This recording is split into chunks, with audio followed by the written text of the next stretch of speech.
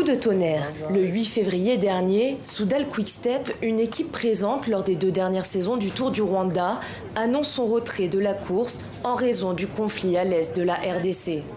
La formation belge estime que la sécurité de ses coureurs dans 2 des 7 étapes du Tour n'est plus garantie. Le secteur redouté est la route de Gisenyi, une chaussée qui sert pourtant depuis le mois de janvier de voie d'entraînement à l'équipe nationale. Gisenyi est la 3e ville-étape du Tour du Rwanda et se situe à 200 mètres de la frontière avec la RDC. Il y a 3 semaines, elle avait été frappée par des bombes lors des affrontements à Goma. Les protégés de l'entraîneur national adjoint avaient repris dans cette zone les entraînements 3 jours après les bombardements.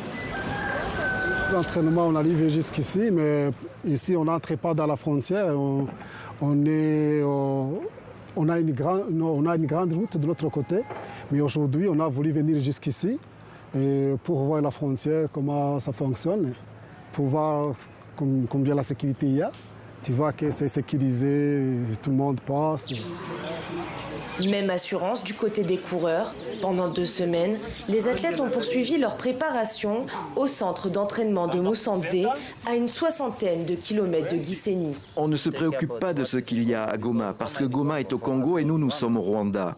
Le 19 février, les officiels du Tour annonçaient la participation de 15 équipes. Une satisfaction pour le vice-président de la Fédération rwandaise de cyclisme qui déplore en revanche le retrait de l'équipe belge en début de mois. C'est regrettable parce qu'on n'avait pas encore, donc on n'a pas eu le temps de les assurer parce qu'on a justement cette assurance que l'on nous a donnée du côté de la politique qui est très très bien, on se sent mieux, mais les autres équipes se sentent bien, ils n'ont aucun souci parce que même le ministère a sorti dernièrement un communiqué qui donc donne totalement l'assurance comme quoi donc il n'y aura pas de souci sécuritaire. Le Tour débutera dans la capitale rwandaise le 23 février et s'achèvera le 2 mars prochain. Kigali accueillera aussi sans inquiétude en septembre les mondiaux de cyclisme sur route. Une première pour le continent africain.